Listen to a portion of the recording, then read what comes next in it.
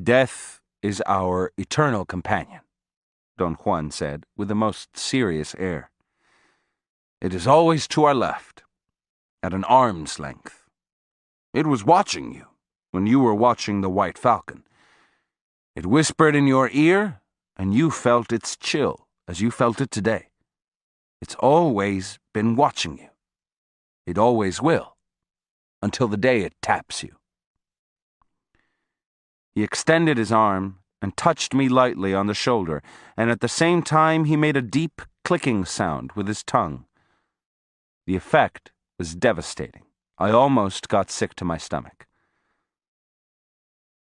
You're the boy who stalked game and waited patiently as death waits.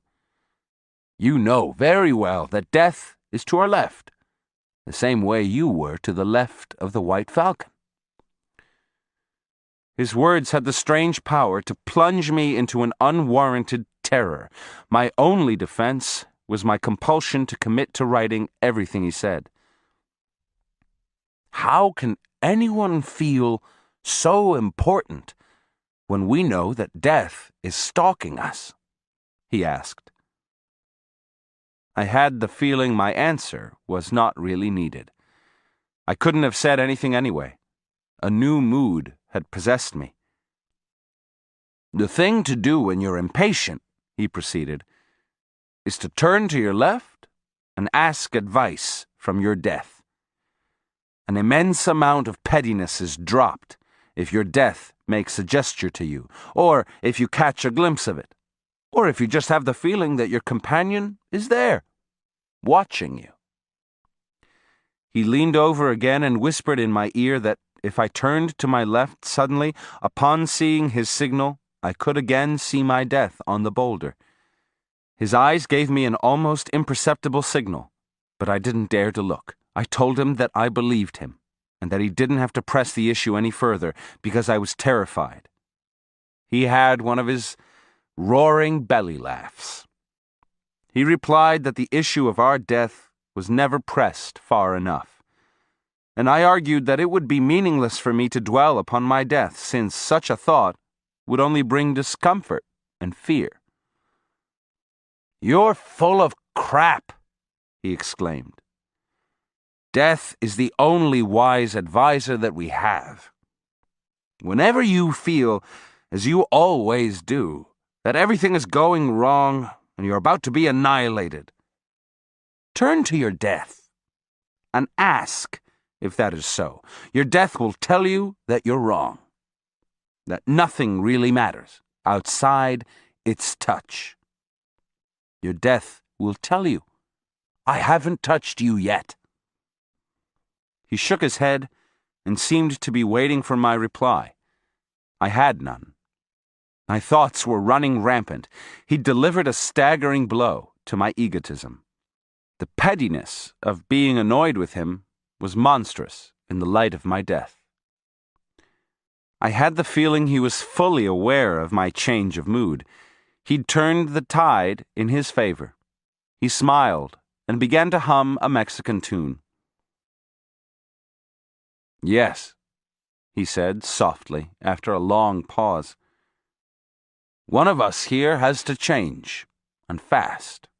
One of us here has to learn again that death is the hunter, and that it is always to one's left. One of us here has to ask death's advice and drop the cursed pettiness that belongs to men that live their lives as if death will never tap them. We remained quiet for more than an hour. Then we started walking again. We meandered in the desert chaparral for hours. I didn't ask him if there was any purpose to it. It didn't matter. Somehow he'd made me recapture an old feeling, something I'd quite forgotten. The sheer joy of just moving around without attaching any intellectual purpose to it. I wanted him to let me catch a glimpse of whatever I'd seen on the boulder. Let me see that shadow again, I said. You mean your death, don't you? He replied with a touch of irony in his voice. For a moment, I felt reluctant to voice it. Yes, I finally said. Let me see my death once again. Not now, he said. You're too solid. I beg your pardon? He began to laugh, and for some unknown reason, his laughter was no longer offensive and insidious as it had been in the past. I didn't think that it was different from the point of view of its pitch or its loudness or the spirit of it. The new element was my mood. In view of my impending death, my fears and annoyance were nonsense. Let me talk to plants then, I said. He roared with laughter. You're too good now, he said, still laughing.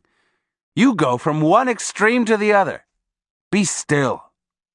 There's no need to talk to plants unless you want to know their secrets. And for that, you need the most unbending intent. So save your good wishes. There's no need to see your death either. It's sufficient that you feel its presence around you.